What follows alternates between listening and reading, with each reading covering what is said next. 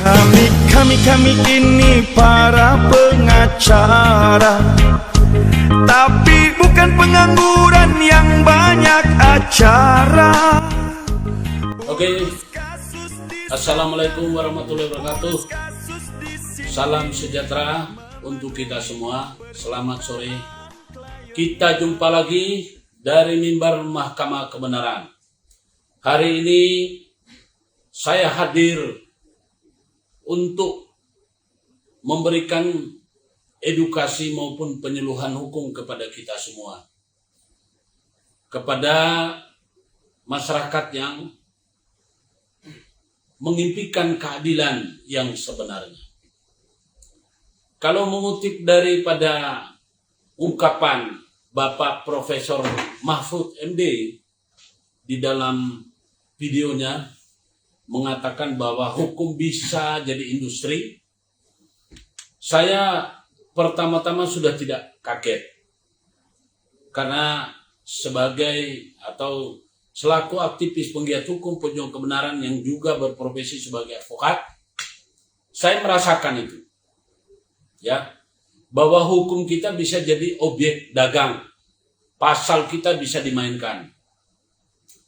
Saya jujur aja prihatin, sangat prihatin. Karena itulah saya mencoba untuk hadir sebagai pejuang kebenaran.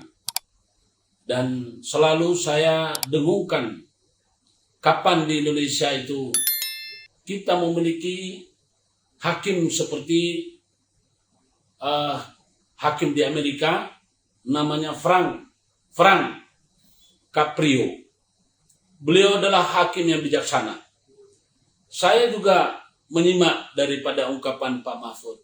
Memang benar.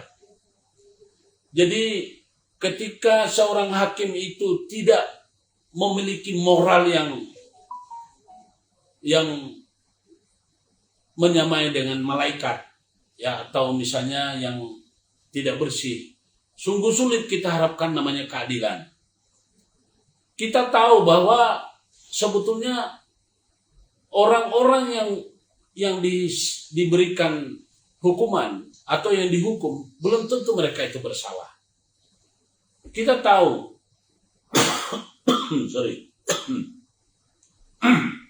kita tahu yang namanya pidana itu tidak akan pernah terlepas daripada mens rea. KUH pidana itu mengatur tentang mens rea. Mens rea itu apa? Adanya niat, ya, adanya rencana untuk melakukan kejahatan. Itulah mens rea.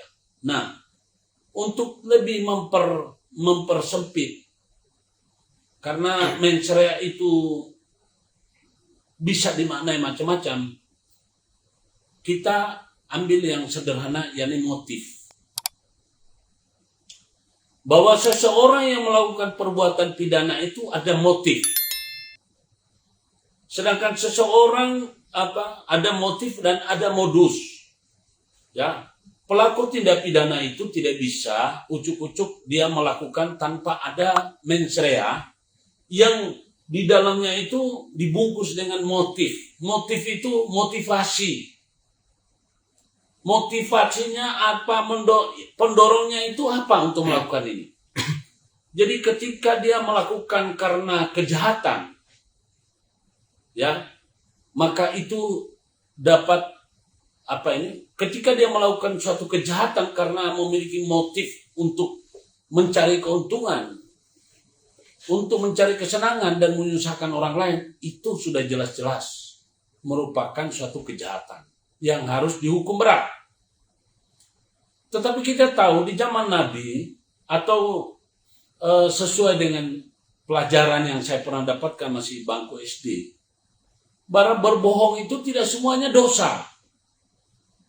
Nah, ketika orang melakukan suatu kejahatan atau yang dianggap bagi orang lain kejahatan karena ingin hidup, mempertahankan hidup, itu harusnya jadi pertimbangan bagi hakim. Misalnya, dia terancam untuk dibunuh, lalu dia membunuh. Itu mestinya jangan lagi ada istilah karena ini dan itu. yang pasti bahwa dia membunuh bukan karena memiliki motivasi untuk membunuh orang, tetapi itu pasti karena terpaksa. Atau misalnya si nenek mencuri beberapa batang kayu, atau mencuri ubi kayu, atau mencuri, dianggap mencuri, karena mencuri ini kan seperti luas. Mencuri itu adalah mengambil harta orang lain atau menguasai harta atau barang milik orang lain tanpa seizin pemiliknya. Itu dikategorikan sebagai mencuri. Nah, ketika dia mengambil yang namanya makanan karena dia lapar, seharusnya ada alasan pemaaf. Jadi bukan cuma overmah itu sebagaimana diatur oleh pasal 48, bukan hanya orang-orang yang karena terdesak mau dibunuh, lantas dia membunuh. Tidak. Ya. Sama dengan seorang penegak hukum, aparat penegak hukum. Ketika dia melakukan pembunuhan terhadap seorang penjahat, dia kan tidak punya motif untuk membunuh orang. Tetapi ini penjahat kalau tidak dibunuh, dia akan hidup terus menjadi penjahat. Dia akan menyusahkan orang lain. Nah, ini harusnya kita memiliki hakim-hakim yang seperti Frank Caprio. Dia bisa memutus bahwa ini benar, ini salah. Tapi kita punya hakim ini lebih cenderung banyak diatur oleh pasal. Bahkan kita lihat bahwa banyak sekali bukan karena pasal, tapi karena memang seperti apa yang dibilang Pak Mahfud. Ya, kalau kamu saya menangkan, kamu saya tahu undang-undangnya, saya tahu pasalnya. Kalau saya mau salahkan supaya kamu dipenjara, saya tahu undang-undangnya dan saya tahu pasalnya. Kamu pilih mana? Kamu mau supaya saya gunakan pasal yang bisa membuat kamu dipenjara, atau saya gunakan pasal yang bisa membuat kau tidak dipenjara? Ya, salah satu contoh tadi Pak Mahfud di dalam videonya mengatakan, kalau saya gunakan undang-undang tentang pasar modal, maka kamu bebas. Tapi kalau saya gunakan undang-undang tentang pencucian uang, ya kamu dipenjara. Itu salah satu contoh. Saya bukanlah orang yang bukan orangnya Pak Mahfud. Tapi saya mengidolakan beliau dan saya suka mengikuti acara-acara apa yang dia sampaikan. Gampang kita nalar. Di Indonesia ini memang benar. Kadang-kadang hukum yang sudah jelas-jelas diatur. Misalnya ini sudah ada pasalnya nih. Tapi karena pasal ini kalau diterapkan bagi aparat penegak hukum tidak untung, misalnya penyidik, kemudian DPU, lalu jaksa, ya, karena pasal ini tidak menguntungkan, maka ini tidak dipakai, ditaruh. Jadi kalau misalnya penegak hukum sudah ingin melindungi pelaku kejahatan, barang bukti yang ada yang berkesesuaian dengan pasal yang diinikan itu dihilangkan. Ini kata Pak Mahfud, dan itu benar.